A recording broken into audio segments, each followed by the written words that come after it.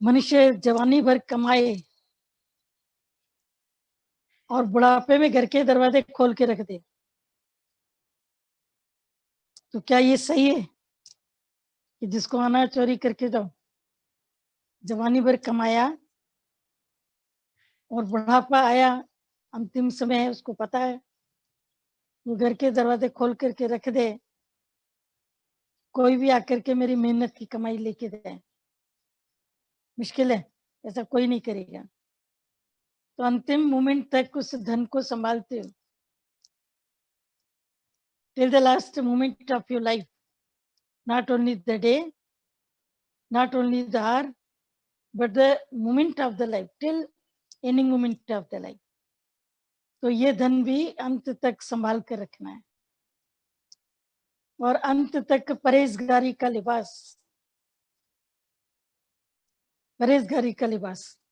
लुकमान हकीम जो था, वो कोई हकीम नहीं था, माता पिता उसके हकीम थे, और उसकी जो लाइफ थी वो थी जैसे चरवाहे की, भेड़ बकरियों को चढ़ाना। हकीम बना क्योंकि उसके बाप दादा हकीम थे, हकीमगिरी करने बैठा, लेकिन साथ साथ में वो एक संत भी बन गया। लोग उसको संत के नाम से जानने लगे। तो एक दिन किसी ने लुकमान हकीम से पूछा कि गडरिये से आप संत कैसे बने? चरवाहे से, शेफर्ड समझते हो ना, चरवाहा शेफर्ड जो भेड़ बकरी चढ़ाने का काम करता है, वो जंगल में लेके जाता है और उनको घास खिला के आता है। तो आप इतना कैसे संत कैसे बनी? तो उसने बोला 2 चीजों से। पहला, तो मैंने परहेजगारी का लिबास पहना, जो लिबास पहना परहेजगारी का, परहेजगारी के लिबास ने मेरे को संत बनाया। मैं परहेज करता रहा, लोगों को परहेज सिखाता रहा, दही मत खाओ अगर खांसी है, अगर तुमको और कोई दिक्कत है तो चीनी मत खाओ, वगैरह वगैरह। लेकिन मैंने खुद को परहेजगारी का लिबास पहनाया कि मुझे ईश्वर के रास्ते पर चलना है, तो माया से मेरे को टोटल परहेज करनी पड़ेगी। तो ये जो 3 लिबास अभी गुरु ने तुम्हें पहनाए, कामनी कंचन कीर्ति, इससे दूर रहो, परहेजगारी का लिबास पहन कर चलो, कि स्त्री को पुरुष, पुरुष को स्त्री अट्रैक्ट न कर पाए किसी भी उम्र में। आप तो समझते हो, आप हमें बता रहे हो हमारी उम्र तो इतनी बड़ी हो गई, हमारे लिए तो ये नहीं है। हमने तो बड़ी बड़ी उम्र के ऐसे ऐसे लोग भी देखे जो 3-3 4-4 बच्चों की माँ है, 3-3 4-4 बच्चों के पिता हैं, लेकिन फिर भी अपने रास्ते से भटकते हुए उनको देखा। कारण क्या? आकर्षण, नथिंग बट आकर्षण। आकर्षण उनको घसीट के लेके जाता है। और जब तुम न्यूज़पेपर में भी पढ़ते हो, व्हाट्सएप में भी देखते हो कि 80 साल के वृद्ध ने 25 साल की कन्या से शादी करी, तो तुम समझ सकते हो कि लाइफ किस प्रकार की है। मनुष्य कहाँ कहाँ अटकता है। तो एक युवती जब विवाह की वेदी पर बैठी थी, जैसे इसका विवाह खत्म हुआ तो इंटरव्यू लेने वाले तो खड़े ही रहते समय, किसी ने उससे पूछा, बोला तुम्हारा पति 90 साल का जिससे तुमने शादी की है, अभी अभी तुम वेदी से उठी हो, और ये सच बात है, ये कोई पढ़ी हुई बात नहीं है, सुनी हुई बात नहीं है, हकीकत है।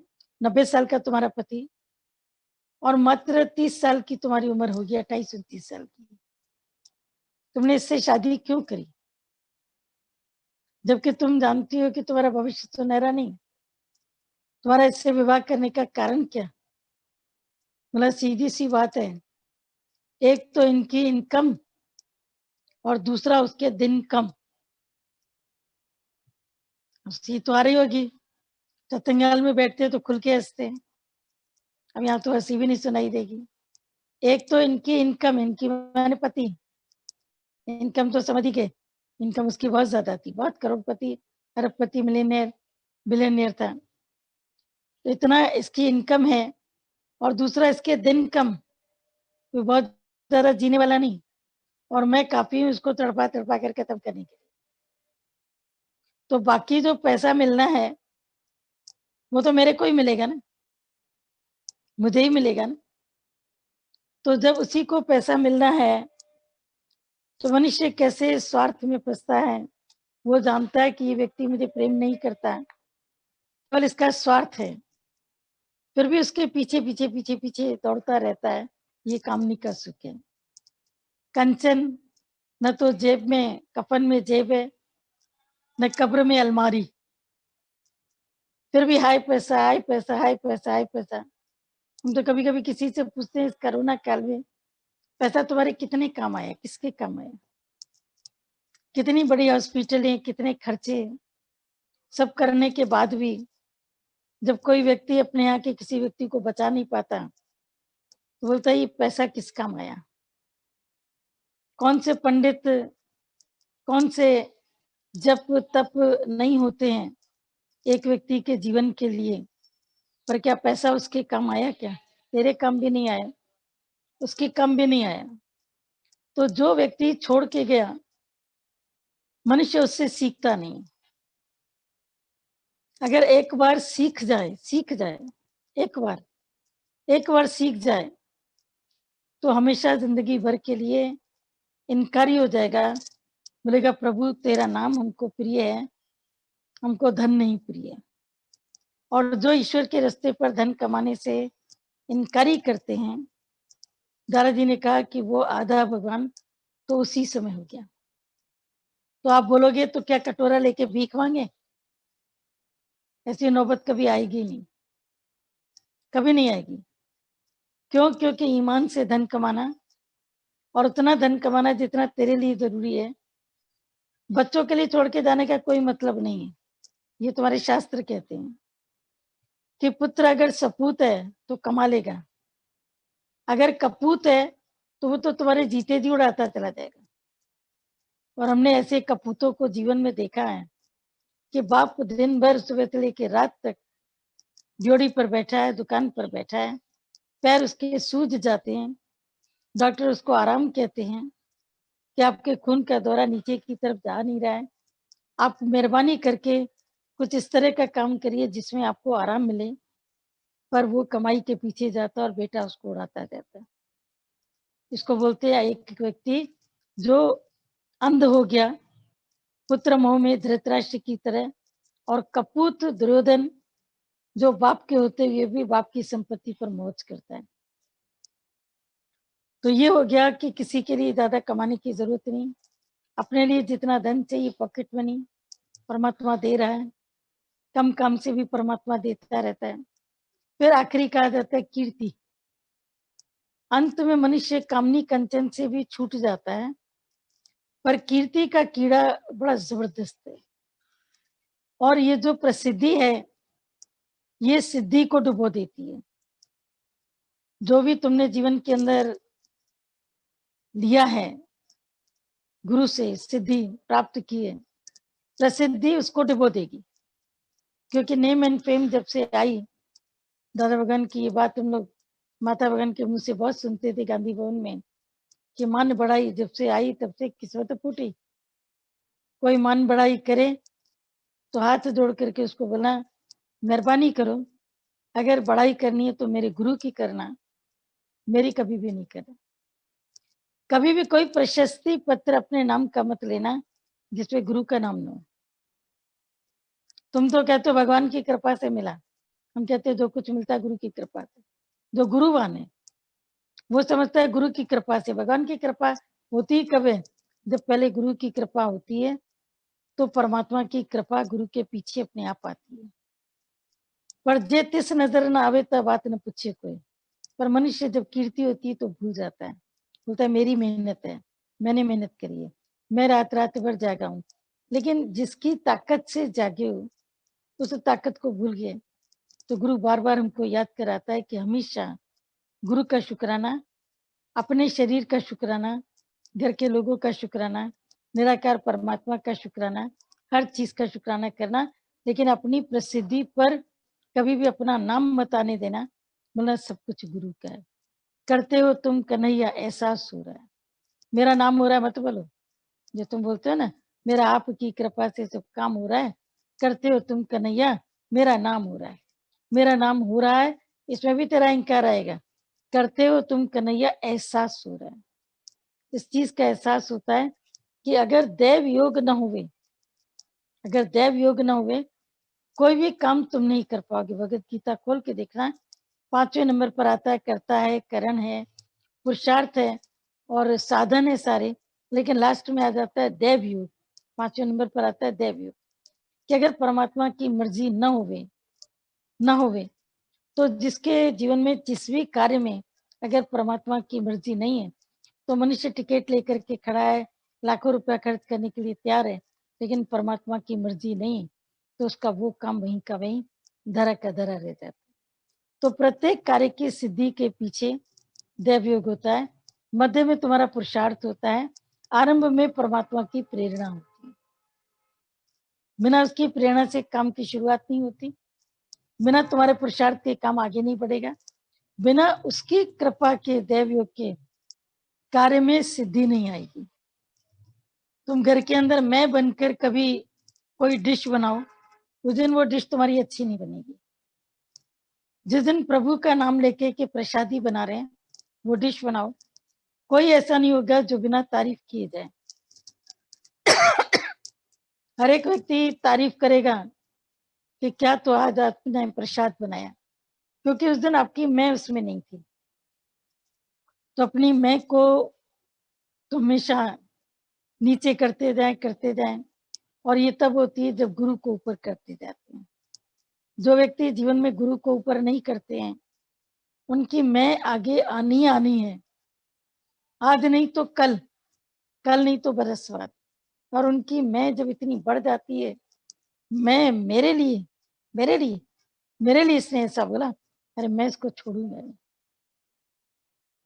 तुम नहीं छोड़ोगे तो क्या करोगे, तुम किस किस का नुकसान कर लोगे। कभी कभी कोई तुमसे बहुत जबरू होता है, वहां पर तुमको वो झुकना पड़ता है, वो तुम्हें झुका देता है। क्यों? क्योंकि उस समय तुमको नेले का दैला मिल गया। लेकिन जो शुरू में ही गुरु के कार्य के आगे झुका रहता है, गुरु के सामने झुका रहता है शुरू से ही, तो हमने देखा है कि उसकी प्रोग्रेस अपने आप अंदर से होती रहती है, भीतर ही भीतर से होती रहती है। तो ये कामनी, कंचन, कीर्ति, ये 3 गड्ढे जो दादाजी ने बताए, इससे सतर्क रहना। कल किसी ने एक प्रश्न लिख करके भेजा है, प्रश्न शायद पूरा में याद हो कि नहीं, मिस्टर सक्सेना है मुरादाबाद के कोई, उनका प्रश्न है। लिखा कि दुनिया में सत्य है मौत, सबसे बड़ा सत्य है मृत्यु, सबसे बड़े धोखा है जिंदगी, और तीसरी बात उन्होंने लिखी थी कि सबसे बड़ा स्वार्थ, स्वार्थ के ऊपर ही कोई बात थी कि सबसे बड़ा है स्वार्थ तुम्हारे जीवन का, सबसे बड़ा है स्वार्थ, सेल्फिशनेस, ये तुम्हारे जीवन का स्वार्थ है। मनुष्य का ये कड़वा सत्य है कि स्वार्थ की वजह से वो जीता है। तो पहली बात तो ये कि सबसे जो मृत्यु है, जो जीवन का कटु सत्य मृत्यु है। हर एक व्यक्ति जानता है कि उसको आखिरकार शरीर छोड़ना है, पर वो मृत्यु की तैयारी कितनी कर पाता है पूरे जीवन में। या तुम इन्हें छोड़ जाओगे या ये तुम्हें छोड़ जाएंगे। वियोग अवश्यम भावी है, संयोग में वियोग होता है, लेकिन वियोग में भी एक शब्द आता है योग। परमात्मा से हमारा योग तो उस समय भी है, संयोग है, वियोग है, लेकिन परमात्मा से योग उस टाइम भी रहता है। लेकिन अगर मनुष्य इस बात को समझे तो जो योग है उस चीज को अगर मानेंगे, तो मृत्यु को सत्य करके मानेंगे तब दुख होगा। पर अगर दादा भगवान की पॉइंट मानेंगे कि there is no sin, no sickness, no death, मृत्यु है ही नहीं, है ही जन्म, क्योंकि मृत्यु का रंग सफेद है और जीवन का रंग लाल है। जैसे ही किसी की मृत्यु होती है, सफेद कपड़े ओढ़ दिए जाते हैं, पर 2 दिन के बाद में जब गरुड़ पुराण होता है तो फिर लाल कपड़ा आ जाता है। यानी मृत्यु बीच का एक पड़ाव, एक स्टेशन थी, गुजर गई, फिर लाल कपड़ा, यानी उसने कहीं ना कहीं जाकर के अपने चोले को धारण किया।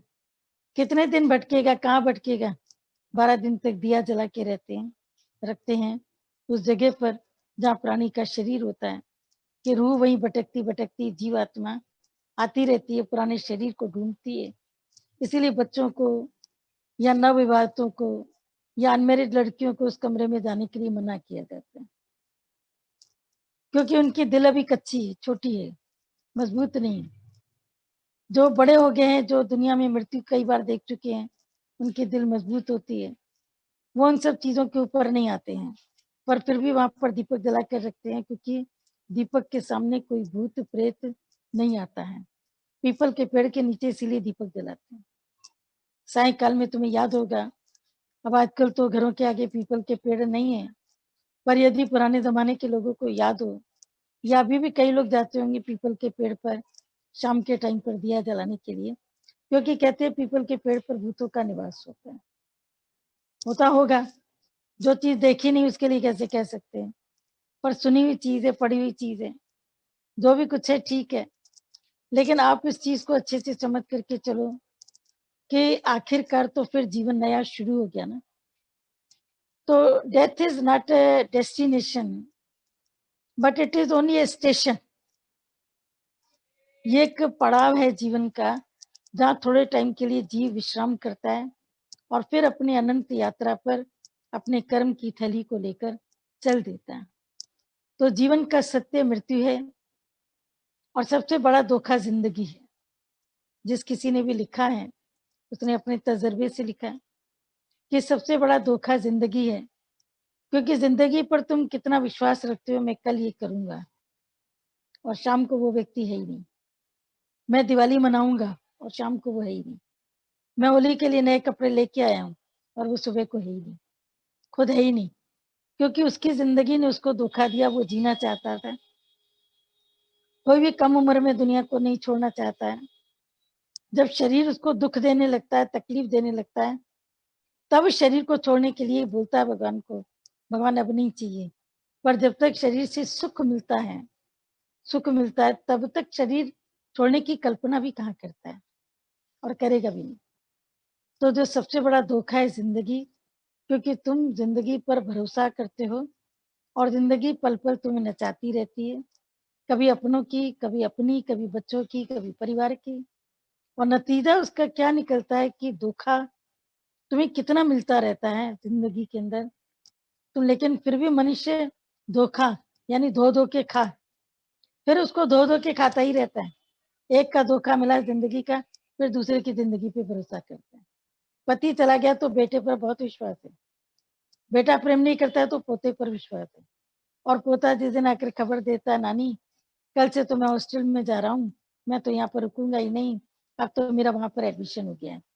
तब तुम देखो दादी की शक्ल ऐसी होती है, लगता है कि अभी मरेगी कि बचेगी, पता नहीं। तो जिंदगी कैसे तुम्हें धोखे देती है, तुमको तोड़ती रहती है, क्योंकि तुम्हारा उसमें स्वार्थ है। अभी दादाजी ने बोला स्त्री बुरी नहीं है, पर स्त्री में तुम्हारा स्वार्थ बुरा है। धन बुरा नहीं है, लेकिन धन की हटते चले जाओगे तो फिर तुम्हारा मन कभी भी इन बातों के पीछे कभी भी पड़ेगा नहीं। तो इसीलिए इस चीज को तुम हमेशा के लिए ध्यान रखो कि जिंदगी सबसे बड़ा धोखा है, लेकिन फिर भी मनुष्य उसको धो धो के खा ही रहा है, फिर उस पर भरोसा रखता है, फिर अपने लिए कैसे कहता है हम ना अगले साल ये करेंगे, अगले साल ये करेंगे। अभी दादाजी का 16 तारीख का दिन था, अवतरण दिवस, तो किसी ने बोला दादाजी 2021 में ना ऐसा करेंगे, 2021 में। आपने गौर किया होगा दादाजी ने उसको कोई आंसर नहीं दिया। ब्रह्म ज्ञानी जानता है कि खबर नहीं पल की, और कौन जाने कल की। कौन वायदा करे 2021 में, उनकी तो टिकटें जेब में होती हैं, फिर भी वो बताते नहीं। तुम्हें लगेगा शायद ब्रह्म ज्ञानी झूठ बोलता है, टिकट करा करके भी बोलता है मुझे पता नहीं। उसको इस चीज का पता नहीं कि टिकट कराने के बाद भी जा पाऊंगा कि नहीं जा पाऊंगा। कभी कभी सडनली टिकट होती है, निकल जाता है, कभी कभी 2 महीने की टिकट पहले की हुई है और नहीं निकल पाता है। तो इसका मतलब क्या है कि वो हुक्म के ऊपर चलता है, पीपल के पत्ते की तरह, सूखे पीपल की तरह ज्ञानी अपने को प्रकृति के हवाले छोड़ देता है। जहां प्रकृति उसको लेकर के जाए वो वहां पर चला जाता है। तो ऐसा जब तुम अपने को सूखा पीपल का पत्ता बना लेते हो, तो तुम्हें अंदर में एक मौज आती है, अंदर में खुशी होती है, अंदर में तुमको एक एंटरटेनमेंट नहीं बल्कि अंदर से तुम्हें महसूस होता है कि हम जीवन के अंदर बहुत आगे बढ़ गए। तो जिंदगी के धोखे खाने से बच जाओगे। मृत्यु भी सत्य नहीं है, क्योंकि सत्य है जीवन। जीवन, मृत्यु होती है, फिर जीवन की शुरुआत होती है, फिर जिंदगी मिलती है, फिर मृत्यु होती है, फिर जीवन की शुरुआत होती है। और सबसे बड़ा जो दुख का कारण है वो मनुष्य का स्वार्थ, मनुष्य की सेल्फिशनेस, और सेल्फिशनेस की वजह से वो दुख पाता है, दुख पाता है। जो स्वार्थ है मनुष्य का, ये उसके दुख का हेतु है, दुख का जनक है, दुख का कारण है। किसी में भी तुमने कोई भी स्वार्थ रखा, किसी में भी, बड़े होकर के मेरा सहारा बनेगा, आगे चल करके वो ये काम करेगा, आगे चल करके वहां से तुम्हें दुख मिलेगा। पर किसी में भी तुम विश्वास नहीं करो, अविश्वास भी नहीं करो, अविश्वास की भी जरूरत नहीं है, लेकिन किसी पर अंधा ट्रस्ट भी मत करो, क्योंकि अंधा ट्रस्ट तुमको नीचे गिराएगा, ब्लाइंड फेथ तुम्हें नीचे गिराएगा। हर एक को उसकी रजा के ऊपर छोड़ दो। हम देखते हैं ज्ञानी सबको फ्री छोड़ देता है। अगर किसी का मन कहीं पर है, किसी का मन कहीं पर है, तो उसको आजाद करता है, बांधता नहीं। सही गलत का उसने तुम्हें भेद बता दिया, तुम समझदार हो, गलत में कभी फंसोगे नहीं, इतना उसका पक्का विश्वास है कि तुमने इतना ज्ञान सुन लिया कि कभी भी तुम जीवन के अंदर गलत काम नहीं करोगे, कभी भी अपने माँ बाप के नाम को, गुरु के नाम को बदनाम नहीं करोगे। बाकी सही के ऊपर तुम कितना चलोगे, गुरु ने तुम्हें हिम्मत दी है, प्यार दिया है, तुम्हारा पुरुषार्थ कितना होगा ये तुम्हारे ऊपर है, कितना तुम अपना पुरुषार्थ करोगे। तो जब तुम अपना पुरुषार्थ करते हो तो तुम आगे बढ़ी जाते हो। तो तुम्हारा पुरुषार्थ तुम्हारा देव है, ये तुम्हें आगे क्यों लेके चलता है। ये 3 चीजें हो गई। अब आगे है, हमने कल आप लोगों से कहा था कि लीलू भगवान से बात हुई थी फोन पर, ऐसे ही उनका हालचाल लिया था, उनका स्वास्थ्य आजकल ठीक नहीं रहता है, थोड़ा सा ऐसे शरीर है, उम्र है, तो सभी के शरीरों में कोई ना कोई दिक्कत है ही है। तो ऐसे बातचीत करते करते सत्संग की बात निकली कि भगवान आप सत्संग कैसे कर रहे हो। बोला हम लोगों को लिख करके भेजते हैं कोई ना कोई टॉपिक, और सबको बोलते हैं कि अपनी डायरी में लिखो। लिखने से क्या होता है कि कोई चीज याद होती है। ये तो चलो टाइप करके कभी तुम्हारे पास से सारी चीजें आ जाती हैं, तुम उसको मोबाइल में फीड कर लेते हो, मेमोरी में डाल देते हो, लेकिन याद रखना कि मोबाइल कभी भी तुम्हें धोखा देगा। लेकिन अपने हाथ की लिखी डायरी तुम्हें उम्र भर याद रहेगी कि मेरी ये डायरी थी, ये डायरी मेरी में नहीं मिल रही है। और अगर कोई कैसेट तुमने मार्केट से खरीदी है, अरे कोई बात नहीं, अनूप जलोटा की कैसेट तो आ जाएगी, लेकिन जिसमें गीता भगवान के भजन भरे हो और तुमने बैठ करके वो कैसेट खुद बनाई हो, जबकि आजकल टेप रिकॉर्डर है नहीं, और टेप रिकॉर्डर हैं भी खराब हो रहे हैं, तो बनाने वाले लोग नहीं, तो वो कैसेटें भी धीरे धीरे करके, और जो कैसेटों की आवाज आप कितना भी कहो पेन ड्राइव, हमें कैसेट का मजा कभी पेन ड्राइव में आज तक हमको नहीं मिला, हमें नहीं मिला। क्योंकि कैसेट में जो एक मजा है, जो एक सही चीज है, जो उसमें स्मूथनेस है, जो उसकी वॉइस में मजा आता है, वो चीज पेन ड्राइव में खो गई। उसमें कर्कशता सुनाई देती है, मैकेनिज्म दिखाई देता है, लेकिन वो वाणियां जो कैसेट में भरी गई थी, जब उन्हीं कोई पेन ड्राइव बनाया गया तो उनका मजा खत्म हो गया। पर आज भी जब उन कैसेटों को सुनते हैं, कहीं ना कहीं टेप रिकॉर्ड फिर भी मौजूद है, पुराने टेप रिकॉर्ड से सही तरीके से चलाते हैं, तो उस कैसेट को सुनने से उसका मजा बिल्कुल अलग, और इतने साल के बाद भी वो एज इट इज, ऐसी की ऐसी, ऐसी की ऐसी हम लोग की लाइफ के भीतर है। तो उन सब चीजों में ये समझो कि जो अपने हाथ की लिखी चीज है उसकी वैल्यू है। और वैसे भी तुम ये सोच के देखो कि तुम्हारे हाथ में एक हाथ में किताब है और दूसरे हाथ में डायरी है, अचानक तुम्हें अपने एक हाथ की चीज को छोड़ना पड़ता है, तो तुम किताब को छोड़ोगे या अपने हाथ की लिखी डायरी को छोड़ोगे। किताब को छोड़ोगे पक्का। कहीं पर भी कोई व्यक्ति अपने हाथ की लिखी डायरी को नहीं छोड़ेगा। बुक का पता है कि प्रिंटेड मिल जाएगी, यानी अपनी मेहनत याद रहती है।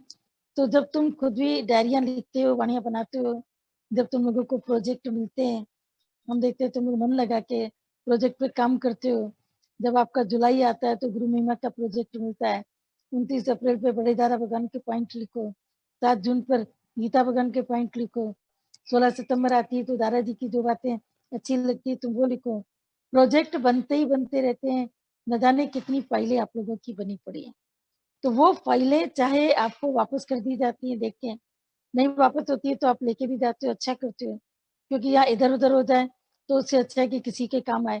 और यदि किसी को आपकी फाइल उठा के हम किसी को दे देते हैं, तो ये फाइल बहुत अच्छी बनी है, कोई शहर का व्यक्ति आता है तो वो शुक्राना करके थकता नहीं है, बोलता है इस फाइल से मेरे को बहुत कुछ ज्ञान मिल रहा है। तो हाथ से लिखी हुई चीज अंदर जाती है, पढ़ी हुई चीज बुद्धि में अटक जाती है, अंदर नहीं जाती है। आंख से पढ़ा बुद्धि में जाके अटक गई, भीतर नहीं गई। लेकिन जो तुमने पढ़ी हुई चीज को लिखा, वो लिखी हुई चीज तुम्हारे भीतर जाती है।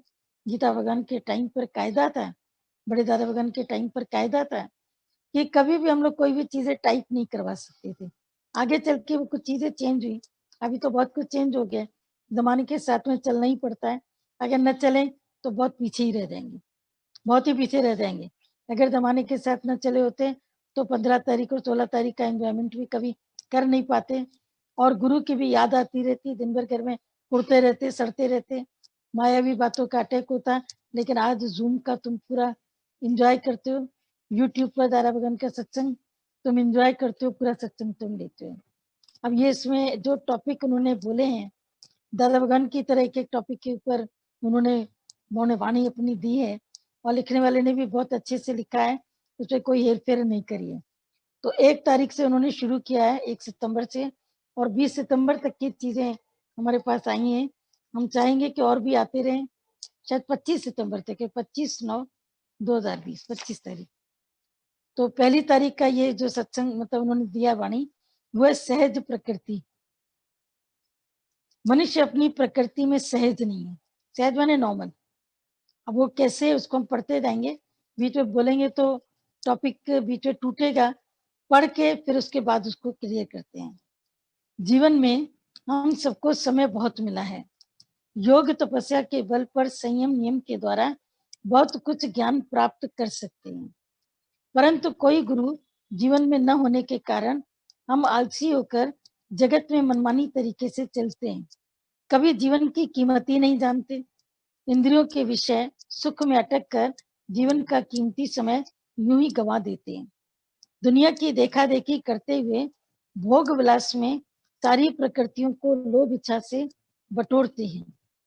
कभी जान नहीं पाते कि ये सुख भोग हमें आदती बना देंगे और हम यहीं पड़े रहेंगे आलस आलस निद्रा में शरीर के रूप में। मतलब भगवान ने तुम्हें सहज प्रकृति शरीर की दी, उसमें तुम चलो फिरो काम करो, लेकिन तुम सहज प्रकृति में जीवन का कार्य नहीं करते हो, और बहुत सारा समय सोने में, भोजन में, घूमने फिरने में, बातें करने में, और आजकल तो मोबाइल में फेसबुक देखो, यूट्यूब देखो, ये देखो वो देखो, इन सब चीजों में अपना समय नष्ट कर देते हैं। एक टाइम तुम्हारा बंद जाना चाहिए, अथा रात का आधा घंटा, अथा दोपहर का आधा घंटा, 1 घंटा। पूरा दिन तुम्हारे हाथ में काला डिब्बा नहीं होना चाहिए, ये तुम्हारी ज्ञान की शान के खिलाफ है, बिल्कुल ज्ञान की शान के विपरीत है। आधा आधा घंटा जब तुम डब्बा उठाते हो काला डिब्बा ये फोन का, तो तुम उसमें बैठ करके अपना काम भी कर सकते हो, लिख पढ़ भी सकते हो, सोच भी सकते हो। लेकिन पूरे दिन अगर तुम मोबाइल लेकर चलोगे तो ये तुम्हारे लिए एक शर्मनाक बात है। एक समय को नष्ट करना तुम्हारे हाथ में, और समय को उपयोग करना ये भी तुम्हारे हाथ में है। लेकिन आलसी मनुष्य समय को नष्ट करता है। कभी हमको समझ नहीं आती कि मनुष्य चोला मिला है प्रभु पाने के लिए। अगर जीवन में शरीर की इच्छाओं में, इंद्रियों के सुख में घूमते रहे तो हमें कभी समय नहीं मिलेगा भगवान की तरफ जाने में, हमें कभी समय नहीं मिलेगा भगवान की तरफ जाने में। अगर शरीर की इच्छाओं के पीछे और इंद्रियों के सुखों के पीछे भागते रहे तो वो समय हमारा वहीं पर चला जाएगा। हम भगवान की तरफ, भगवान के कार्य की तरफ कभी भी अपने समय को नहीं दे पाएंगे। इन सब बातों से हटकर विरक्त मन में ख्यालों में धारण करते हैं, तब जब भगवान की तरफ हृदय प्रेषित होता है, जब भगवान की तरफ हृदय चलता है, आगे की तरफ चलता है, तब विरक्त अंदर में एक वैराग्य की स्थिति पैदा होती है। अंदर भगवान की तरफ जाने से मदद थोड़ी थोड़ी निवृत्ति हमारे अंदर भगवान की तरफ जाने में मददगार है। जैसे एक बच्चा पढ़ाई में मन लगाकर पढ़ता है तो सफलता उसे अवश्य मिलती है। तो थोड़ी निवृत्ति यानी थोड़ा ही अपनी वृत्तियों से आजाद होना, थोड़ा ही अपने को योग में लगाना, थोड़ा समय, यही हमें परमात्मा में बहुत अच्छे से जोड़ देता है। लेकिन मनुष्य अगर थोड़ा समय लगाने के लिए भी बोलता है मेरे पास में टाइम नहीं है, तो दादा भगवान की बात याद रखना कि तुम कम वक्त है, क्योंकि तुम्हारे पास में वक्त कम है मेरे लिए, भगवान के लिए, वाणी के लिए। तेरे पास कम वक्त है तो तुम कम वक्त है। तो किसी ने बोला कि दादाजी गाली दे रहे हैं। बोला ये गाली नहीं, वक्त माने होता है भाग्य, वक्त माने होता है समय। समय से भाग्य तुम्हारा बनेगा, समय देकर पुरुषार्थ करके भाग्य बनेगा। अगर तुम्हारे पास में समय नहीं है, कम वक्त है, तो तुम्हारा वक्त यानी कि भाग्य भी कम। तुम्हारा भाग्य में अगर गुरु लिखा भी था, लेकिन गुरु लिखा, संतों का संग लिखा, लेकिन संतों का संग लिखने के बाद भी तुमने जीवन के अंदर किया क्या? ऐसी हालत तुम्हारी हो गई। जैसे बहुत पुराना एक एग्जाम्पल चलता था कि एक राजा अपनी पालकी में बैठकर कहीं जा रहा है। उसने रास्ते में अपनी पालकी रोकी थी, कुछ धूप लग रही थी या कोई भी कारण था। इतने में राजा की नजर गई सामने सड़क के एक स्वीपर की तरफ, जमादार की तरफ, जो बड़ी वैसा उसमें तन्मयता से अपने काम को कर रहा था। नहीं तो अक्सर स्वीपर क्या करते हैं, फटाफट झाड़ू लगाया, इधर फेंका उधर फेंका, इधर फेंका उधर फेंका और चल दिया। पर वो एक एक काम को प्रभु भक्ति दिखाई दे रही थी, जैसे भगवान की भक्ति समझ करके वो उस काम को कर रहा है और बहुत अच्छे से सफाई कर रहा है। राजा जब महल में पहुंचा तो अमुक जमादार को बुलवा कर भेजा, बोला उसको बोलो नहा करके मेरे पास आए। जिस वक्त वो नहाकर अच्छे वस्त्र पहन करके आया तो राजा ने वजीर को बोला, इसको बाहर जाकर के मेरी तरफ से ये सोने का थाल है, ये जाकर के इसको तुम गिफ्ट करके आओ। वजीर हैरान हो गया कि जमादार को सोने का थाल, इतनी अच्छी उसकी किस्मत। लेकिन नजर जिसके पड़ जाती है, बोला अगर राजा की नजर, गुरु की नजर, भगवान की नजर, ये तीन में किसी की एक की भी नजर तेरे ऊपर पड़ गई तो बंदे से वो तो खुदा हो जाए। क्योंकि राजा की नजर पड़ी तो तुम्हारा ओहदा पड़ा। अगर प्रधानमंत्री नरेंद्र मोदी कभी तुम्हारे घर पर आ जाए, भूले भटके, एड्रेस भेज दो, कोई दिक्कत नहीं, भूले भटके तुम्हारे घर आ जाए, तो तुम्हारे घर के चौबारे होंगे कि नहीं, छूटे हुए काम पूरे होंगे कि नहीं, खुद ही तुम सोचो, जरूर होंगे। तो साकी पे नजर हो सबकी, ये तो जरूरी है, लेकिन साकी की नजर हो सब पे, ये जरूरी तो नहीं। साकी माने जाम पिलाने वाला, जाम पिलाने वाले पर सबकी नजर होती है, महफिल लगती है ना, तो जो लोग जाम पिलाते हैं, गर्ल्स होती है जाम पिलाती हैं, उसकी तरफ सबकी नजर होती है। लेकिन जो साकी जाम पिला रहे हैं, उसकी नजर अगर किसी पर हो गई तो उसका तो वारा न्यारा हो गया। तो ऐसे ही गुरु की नजर जिस पर है, राजा की नजर जिस पर है, या किसी भी बड़े व्यक्ति की नजर पड़ी तो उसके भाग्य खुल जाते हैं। उसको सोने का थाल इनाम में मिला। कुछ साल के पश्चात राजा फिर उसी रास्ते से निकला, वही रास्ता था, वही पालकी थी और सामने वही जमादार दिख गया। आज भी वो जमादारी का ही काम कर रहा था। तो राजा ने उसको अपने पास बुलाया जहाँ पर वो बैठा था। तो वो जिस वक्त में आया तो साथ में जिसमें कूड़ा कचरा जमा करता था वो भी साथ ले आया कि मेरे को उधर फेंकने जाना ही है। तो राजा देख करके हैरान हो गया कि इस बंदे को मैंने सोने का थाल दिया, लेकिन इसने उसका कोई सदुपयोग नहीं किया, बल्कि अब वो सोने के थाल में कचरा उठाकर फेंक रहा है। पहले टोकरे में फेंकता था, अब सोने के थाल में कचरा बटोरता है और उसको फेंकता है। तो राजा ने वजीर को आदेश दिया, बोला इस व्यक्ति को जिसको सोने का थाल दिया था अभी 1-2 महीने पहले, उस व्यक्ति से सोने का थाल वापस ले। उसको तो कीमत पता ही नहीं थी, उसको कोई फर्क नहीं पड़ा। लेकिन जिनको सोने की कीमत पता थी, उन्होंने सोचा कि कितना मूर्ख व्यक्ति था, किस्मत में सोने का थाल मिला और उसमें उसने क्या बटोरा, कचरा। भगवान ने वापस ले दिया। शरीर तुम्हें परमात्मा ने कैसा दिया, सोने का थाल, ये स्वर्ण थाल है, इसकी कीमत कम नहीं करना। शरीर के एक एक हिस्से की अगर तुम कीमत करो तो ये कितना कीमती है। अगर कोई तुमसे एक आंख मांगे और 1 करोड़ रुपया दे, तुम नहीं दोगे, तुम नहीं दोगे। स्वामी रामदेव की आवाज भी कभी सुना था ये बात, पूरे शरीर की उसने कीमत करी थी 400 करोड़ एंड समथिंग करके। एक एक बाल बोला, जब तुम इम्प्लांट कराने जाते हो, एक एक बाल, जिनके सिर पे बाल नहीं होते उनसे पूछो उनके लिए कितनी उनको मेहनत करनी पड़ती है, कितनी उनको तकलीफ होती है। अगर उनके अपने सिरे से बाल नहीं आते हैं, कितना दवा लेते हैं, सब करते हैं, इम्प्लांट कराने की कोशिश करते हैं, इम्प्लांट कराते हैं। तो एक-एक बाल को इम्प्लांट कराने में उनको 2-3 लाख रुपए खर्च होते हैं। और तुम देखो तुम्हारे सिर पर बाल अपने आप निकलते हैं, अपने आप झड़ते हैं, फिर निकलते हैं, फिर झड़ते हैं। उम्र का खेल एक अलग है, लेकिन अगर एक-एक बाल की कीमत करो, तो तुम्हारे सिर के ऊपर करोड़ों बाल हैं। तुम्हारे पास जो सुनने के कान है, देखने की आँखें हैं, चलने के लिए पाँव है, करने के लिए हाथ है, लेकिन मनुष्य जन्म की तूने कदर न जानी। तो मनुष्य जन्म हीरा के समान अनमोल था, पर तुमने इसको कोयले की तरह इसका इस्तेमाल किया। जैसे कोयले को तोड़ा जाता है, तुमने भी हीरे को तोड़ने की कोशिश की। तो इसीलिए जैसे तुम हीरे की इज्जत करते हो, उसकी तुम कीमत समझते हो, संभाल के रखते हो, इसी तरह अपने शरीर की कीमत करो।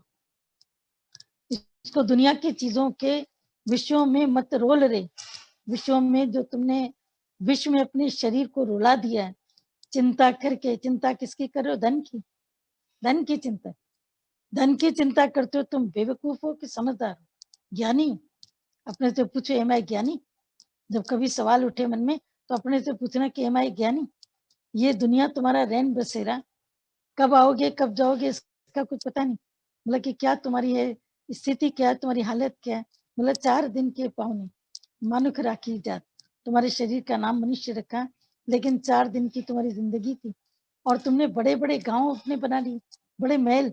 एक कमरा तुम्हारा जाता है तो उसके लिए रोते हो, एक दुकान तुम्हारी खत्म होती है उसके लिए रोते हो, थोड़ा पैसा निकलता है उसमें जान निकलती है। अरे पूरा पैसा देके भी जान बचता है ना, मतलब बहुत बड़ी बात। खाने के लिए परमात्मा तुम्हें दे रहा है, सोने के लिए पलंग तुम्हें दिया है, किचन तुम्हारा भरा पड़ा है, फ्रिज खोल करके देखना सामान नीचे गिर रहे हैं, अलमारी खोल के देखना तो कपड़े नीचे गिर रहे हैं, किसी चीज की कमी नहीं है। लेकिन फिर भी जो है उसमें से कुछ निकल गया तो उसके लिए इतनी चिंता मनुष्य सेहत पे ले लेता है। फिर उसी सेहत को बनाने के लिए कितना पैसा खर्च करता है। कितना मूर्ख है मनुष्य, जवानी भर दौड़ कर पैसा कमाता है, फिर पैसा खर्च करके बुढ़ापे में जवानी को ढूंढता है। वो शक्ति कहाँ से है? पहले तुम कितनी सीढ़ियां चढ़ जाते थे, अब चढ़ के दिखाओ। 2 सीढ़ी चढ़ोगे तो हाफ दो। कितना पैदल चल जाते थे, अब नहीं चल पाओगे। रेस्पिरेटरी हार्ट के सिस्टम काफी वीक पड़ जाते हैं। तो शरीर की कदर करो। शरीर तुम्हारा हीरे मोतियों से भी, जवार पन्ने से भी ज्यादा कीमती। ये शरीर कीमती है, तो कीमती शरीर की कीमत को पहचानो। और जब कीमती शरीर की कीमत को पहचानोगे तो मन तुम्हारा इधर उधर कहीं पर भी भटकेगा नहीं। नहीं तो कीमती शरीर की कीमत को अगर तुमने नहीं पहचाना तो नतीजा क्या हुआ? भगवान यही करेगा, इसको 84 लाख की चक्कर में फेंको, इसने सोने के थाल की कोई कीमत नहीं थी। केवल पैसे के लिए रोया, एक बेटी के लिए रोया, एक बेटे के लिए रोया, एक बहू के लिए रोया, पूरी जिंदगी रोता ही रहा। कोई ना कोई शिकायत, कोई ना कोई बात। फिर बोलता नहीं मेरे को कोई शिकायत थोड़ी, मेरे को कोई शिकायत थोड़ी, मैं बस ऐसे ही ख्याल आया ना तो बता रहे थे। ख्याल ऐसे ही नहीं आता, अंदर दबी हुई मिट्टी ऊपर आती है। जैसे बाल्टी में नीचे मिट्टी है, ऊपर पानी साफ दिखाई देता है, लेकिन जैसे ही तुमने कंकड़ डाला पानी मटमैला हो गया। तो ऐसे ही तो पानी मटमैला नहीं हुआ, अंदर तो मिट्टी पहले थी लेकिन नीचे ठहर गई थी, ऊपर नहीं दिख रही थी। बस जब आप इतना समझ जाओगे अपनी लाइफ में, तो जिंदगी के भीतर में अब तुम ये अच्छे से जानो कि अब तुमसे शरीर से तुम्हारी कोई गलती ना हो। शरीर को पूरा भगवान के रास्ते पर लगाओ। मन खचोला अनमोल तेरा जीवन किशोर जा रहा है। किशोर तेरी मंजिल, मंजिल किधर है, जा किधर है? तभी दादाजी हमेशा पूछते हैं तुम्हारा एम क्या है, तुम्हारा उद्देश्य क्या है, तुम्हारी लाइफ का एम क्या है, वो बताओ तुम्हारी लाइफ का एम क्या है, कौन सा तुम्हारा एम? बोला पढ़कर संयम के द्वारा अपने जीवन को बहुत ही अच्छे ढंग से बना लेता है, और जीवन में कामयाबी हासिल करके संयम नियम के द्वारा काफी जगत की उपलब्धियों को प्राप्त कर लेता है, और उसे आत्मधन का विशेष सुख प्राप्त होना शुरू हो जाता है। मतलब जो योगी जन है वो शरीर का, इंद्रियों का सही सदुपयोग करते हैं, धन का सदुपयोग करते हैं, और आत्मधन को प्राप्त कर लेते हैं। सवेरे शाम प्रवृत्त होकर करता हुआ मुख्य विषयों से हट जाता है, सच्चे धन की प्राप्ति होती है, और ज्ञान की तरफ सुखी जीवन, संयमित जीवन व्यतीत करता मोक्ष गति को प्राप्त होता है। मतलब सवेरे से शाम तक तुम प्रवृत्त रहते हो, कार्य में लगे रहते हो, लेकिन कार्य में लगे रहने के बाद में फिर अपने मुख को परमात्मा की तरफ सन्मुख करो, कार्य करो। कार्य करने के पश्चात जब निवृत्त होते हो,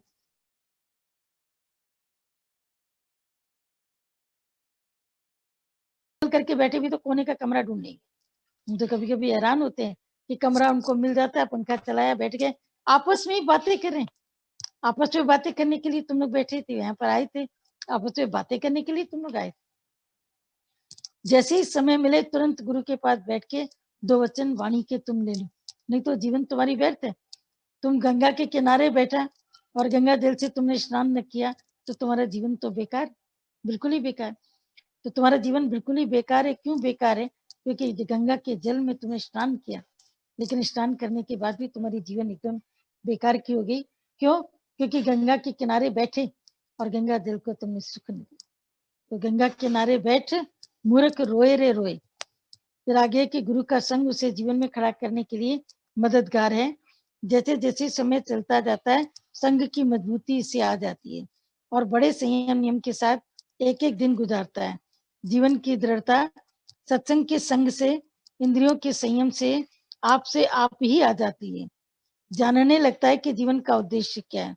मतलब जब गुरु का वो संग करता है तो जीवन के उद्देश्य के प्रति वो दृढ़ होता है। कबीर साहब से पूछा ना किसी ने कि आप सत्संग की इतनी महिमा करते हैं, बार बार करते हैं, इसका क्या मतलब है, क्यों सत्संग में आए और रोज क्यों आए? तो कबीर साहब के पास में एक लोहे की कोई चीज रखी थी जिसको उसको प्लेन करना था, सपाट करना था। एक हथौड़ी भी रखी थी, उसने हथौड़ा उठा करके उस लोहे के ऊपर पटका। फिर दोबारा पूछा कि स्वामी जी हम पूछना चाहते हैं, कबीर साहब पूछना चाहते हैं कि रोज सत्संग की क्या जरूरत है? फिर उसने हथौड़ा उठाया, फिर लोहे के ऊपर पटका। बोला मुझे समझ नहीं आया आपका उत्तर, आप इशारे में कुछ बताना चाह रहे हैं लेकिन मैं आपके इशारे को नहीं समझ पा रहा हूँ। गुरु के इशारे को कोई समझ पाए कि गुरु क्या कह रहा है, क्या चाह रहा है, ये बहुत बड़ी बात। क्योंकि मन अपना ही चाह करता है, अपना ही सोचा करता है, अपने ही अनुसार चलता है। उसके जीवन के अंदर केवल अपने ही अनुसार की जीवन चलती रहती है मन के अंदर। तो आखिरकार जब वो कुछ समझा नहीं तो कबीर ने उसको बोला तुम्हें नहीं समझ में आया तो मैं तुम्हें समझाता हूँ कि जैसे लोहा उबड़ खाबड़ है, मुझे इसको प्लेन करना है, तो मुझे बार बार इसके ऊपर मैंने तुम्हें हथौड़ी मार कर दिखाया कि लोहे पर हथौड़ी मारने के लिए गुरु के पास रोज आना चाहिए। गुरु हमारी हैमरिंग करता है, हमारे ऊपर पिटाई करता है, घिसाई करता है। क्यों पिटाई और घिसाई करता है, किस लिए करता है, रीजन क्या है? रीजन ये कि वो हमारी पिटाई घिसाई करके करके करके करके करके करके बिल्कुल हमको एकदम एकसार कर देता है। बिना सत्संग के मन दृढ़ नहीं होता है। जैन के गुरु का संग करके मन दृढ़ होता चला जाता है, मन पक्का होता जाता है। तो गुरु के संग से ही पक्के होगे। और गुरु का संग छूटा, कितना भी तुम ज्ञान की लबार लगाना, हम तो सत्संगी हैं, अरे सत्संगियों से भी बड़े सत्संगी है, जो सत्संग में जाते हैं उनको तो हमने देख लिया, हम उनको जानते हैं, वो कहाँ खड़े हैं, हम इसको भी जानते हैं, हम उसको भी जानते हैं, हम उसको भी जानते हैं, बहुत कुछ जानते हैं। लेकिन फिर भी जो गुरु का संग करता है ना, उसके ऊपर जो गुरु की मेहर पड़ती है, जो कृपा पड़ती है, जो कृपा की नजर पड़ती है, वो उसके जीवन के लिए काफी है।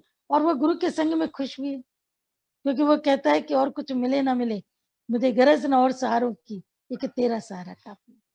स्वाति की बरसे बादल की, केवल एक धारा काफी। सीप जैसे इंतजार करती है स्वाति नक्षत्र का, जल आएगा तब वो सीप उसको ग्रहण करेगी, तब वो भीतर अंदर समुद्र में जाएगी और उस जल को, पानी की बूंद को मोती बनाएगी, उसके भीतर में ही रहता है। तो जैसे स्वाति के लिए वो स्वाति बूंद का इंतजार करती है, वो कोई और जल नहीं ग्रहण करती। इसी तरह पपिया पी कहाँ पी कहाँ पी कहाँ बोलता रहता है, पपिया पीऊ पीऊ पीऊ पीऊ पीऊ बोलता है, प्यासा रहता है, लेकिन जब तक स्वाति का जल नहीं मिलता पपिया मुंह नहीं खोलता। ऐसे ही जो भक्त होता है उसको जब गुरु मिलता है वो तब उसका साथ लेता है, दुनिया का साथ उसको बिल्कुल नहीं चाहिए। वो दुनिया के संग से, दुनिया के साथ से बिल्कुल अपने को अलग करके चलता है। तो गुरु का संग हमारे ऊपर भारी पड़ता है और दुनिया उसमें हल्की हो जाती है। पर जो गुरु के संग को बाहर से त्याग करता है तो दुनिया भारी पड़ जाती है और गुरु उसके लिए हल्का हो जाता है। फिर ऐसा नहीं कि वो सत्संग को भूलेगा, नहीं, सत्संग याद रखेगा, वाणी याद रखेगा, वाणी की वजह से वो अपने जीवन को ठहराव दे पाएगा। लेकिन जो चमक उसमें आनी चाहिए, निखार, जो उसका होना चाहिए, निखर करके वो सामने आए, वो चीज उसकी दब जाएगी। अंदर में रहेगा लेकिन अंदर दब करके खत्म हो जाएगा। तो इसीलिए बाहर का संग हमें जीवन के अंदर की चीजों से बाहर आने के लिए बहुत जरूरी है। कारण शरीर के अंदर, सूक्ष्म शरीर के अंदर जो माया है वो गुरु के संग से ही कटेगी। घर बैठे केवल सत्संग सुनने से नहीं कटेगी। बार बार सत्संग गुरु का संग, सत्संग गुरु का संग, घूम फिर कर फिर गुरु का संग आता है। बोला इंद्रियों के संयम से आपसे आप ही आ जाती है, जानने लगता है कि जीवन का उद्देश्य क्या है। आगे जिज्ञासु होकर एक जीवन में बड़ी सावधानी से अपने गुरु भाइयों के साथ चलता हुआ, प्रश्नोत्तर करता हुआ, बड़े ध्यान से आत्मा का ज्ञान सुनता व सुनाता हुआ अपनी राह को धीरे धीरे एक एक पग पर सावधान होता चलता है। बोला अपने ही गुरु भाइयों के साथ भी प्रेम रखता है। ये नहीं कि एक की शक्ल देखी तो मुंह उधर। दो लोग आते हैं कभी भी किसी भी जगह पर, अगर मन नहीं मिलता है तो एक जना एक कमरे में बैठा है, दूसरा जना दूसरे कमरे में, एक किचन में तो दूसरा ड्राइंग रूम में, एक ड्राइंग रूम में तो दूसरा बेडरूम में। कहते तुम एक दूसरे से गुरु भाई होकर के तुम विश भी नहीं कर सकते हो, बात भी नहीं कर सकते, एक दूसरे से तुम्हारा अगर शक्ल भी नहीं मिलती, प्रेम भी नहीं होता, तो तुम गुरु भाई कहलाने के लायक कहो। गुरु भाई कहलाने के लायक ही नहीं हो। केवल सत्संगी भी बने तो सत्संगी का ओहदा भी तुम्हारे लिए नहीं उचित है।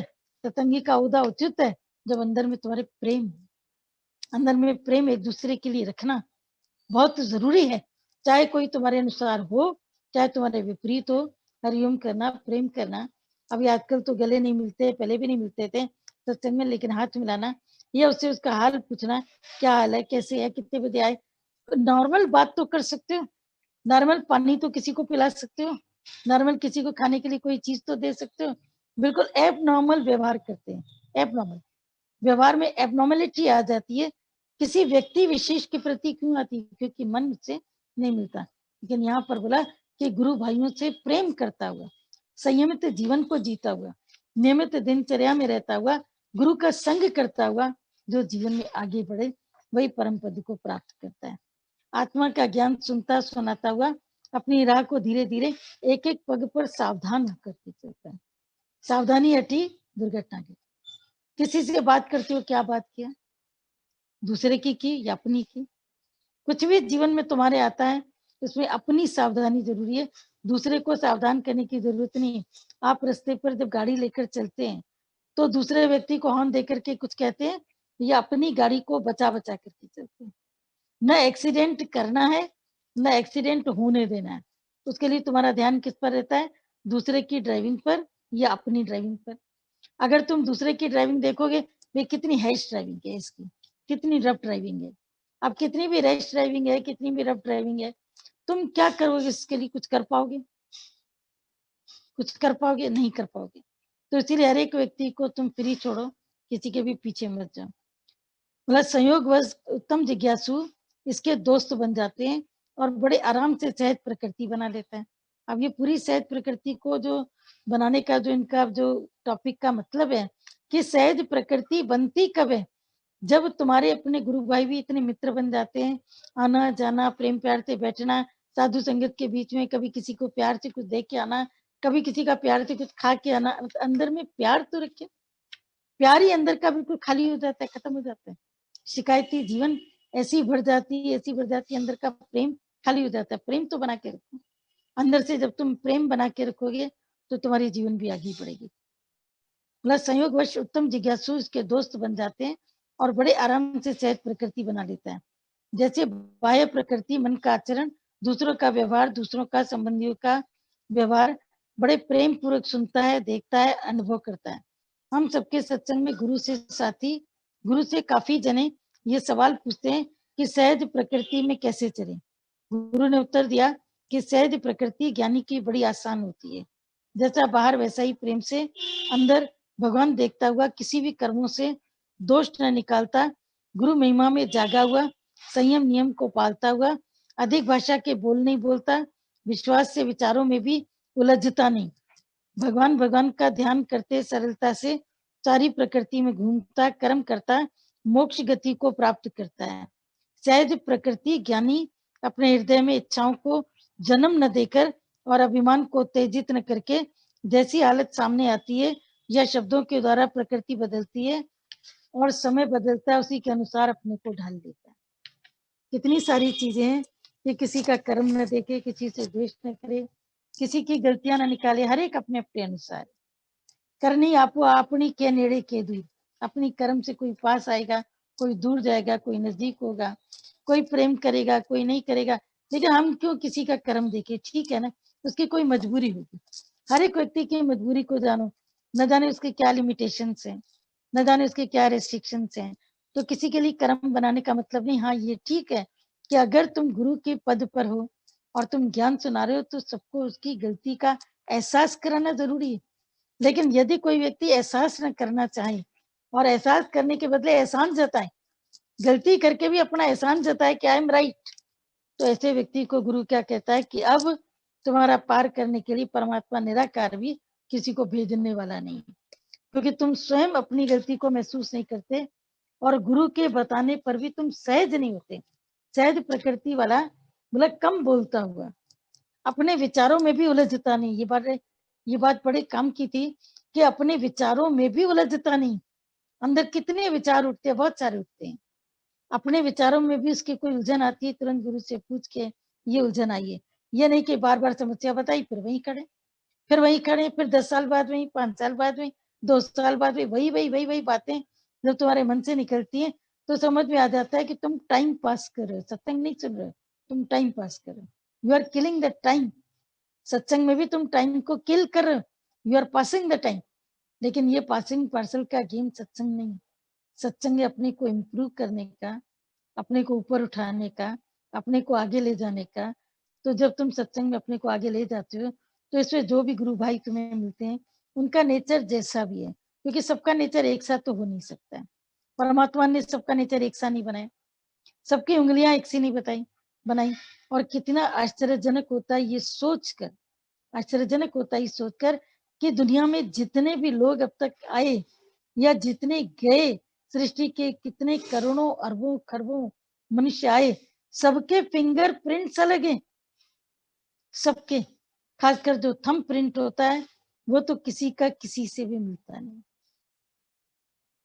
इसीलिए आपने देखा होगा कि जो बहुत बीमार होता है, बैंक वाले आते हैं रिटायरमेंट के लिए या पेंशन के लिए, किसी भी काम के लिए, अगर वो व्यक्ति नहीं जा पाता है तो बैंक वाले घर पर भी आते हैं, बोलते हैं केवल इस पे अंगूठा तुम लगा, बाकी उंगलियों के निशान हो सकता है इधर उधर किसी से मिल जाए, लेकिन अंगूठे के निशान तो किसी से नहीं मिलते। और अंगूठा इंसान के ब्रेन का प्रतीक है, उसकी बुद्धि का प्रतीक है, उसकी ब्रेन की जितनी भी कैपेसिटी है सब अंगूठे से प्रतीक है।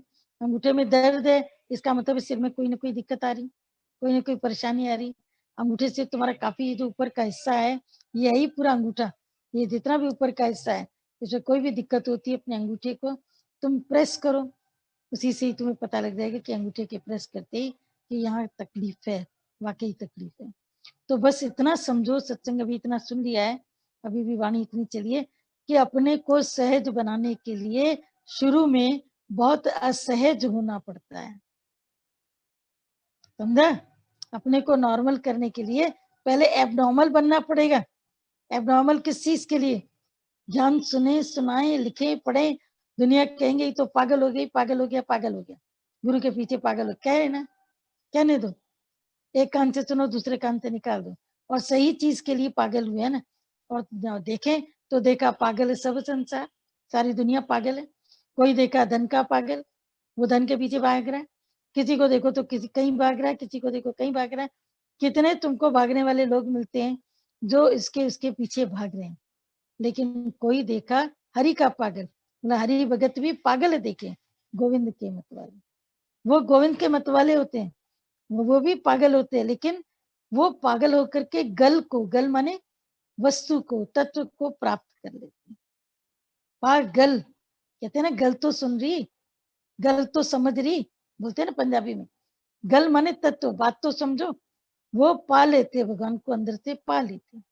तो जब वो भगवान को अंदर से पा लेते हैं तो अंदर ही अंदर से जो विचारों के झगड़े हैं ना, जो अपने विचारों में तुम उलझ रहे हो, अब उनसे भी तुमको ऊपर आना है। फिर कभी कभी तुम कहते हो आपका ज्ञान हमको कठिन लगता है, लेकिन कठिन को इतना तो आसान कर देते हैं हँसा भी देते हैं, तुमको कोई जोक भी सुना देते हैं। पर अच्छा है कि अगर तुम्हारे अंदर घुटन नहीं होगी, तो बारिश भी नहीं होगी। अंदर में अगर विचारों की घुटन होती है, तो अपने को भाग्यशाली समझना। क्यों?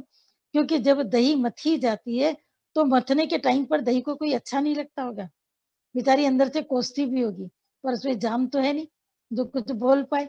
लेकिन जब दही से मक्खन निकल कर के आता है, तो उस मक्खन की क्या कीमत होती है। तो इसीलिए मन का चलना तो ज़रूरी है, लेकिन चलने का नतीजा क्या है कि मक्खन निकले और वो मक्खन तुम खाओ। और घर के निकले मक्खन की तो बिल्कुल टेस्ट चीज़ ही अलग है। डॉक्टर्स भी बोलते हैं कि ये मक्खन खाओ, पेस्चराइज़्ड मक्खन तुम मत खाओ। ये अमूल का लेके आए, इसका लेके आए, उसका लेके आए। पर जो घर का निकला मक्खन है कितना हल्का होता है। रोगी व्यक्ति भी अगर उसको खाए ना, वृद्ध व्यक्ति भी इसको खाए, तो उसके लिए भी लाभदायक है। लेकिन जब दही मथी जाएगी, तभी तो मक्खन निकलेगा। तो जब विचारों का मंथन होगा, तभी तो उसकी एंडिंग समझ में आएगी कि उसका एंड क्या है। तो ये सहज प्रकृति के ऊपर है कि बिल्कुल सहज हो जाओ। सहज हो जाओ यानी नॉर्मल, नॉर्मल एंड नेचुरल, ये दादा भगवान की पॉइंट है। B normal and natural. और उसी पॉइंट पर ही उन्होंने पूरा लिखा है। अभी तो ये चौथा हिस्सा पढ़ा गया है। आगे पता नहीं कब कौन सी बुक हमारी भी बदल जाती है, बीच में नई किताबें आ जाती है, पुरानी छूट जाती है। पर जहां तक भी होगा चलता रहेगा।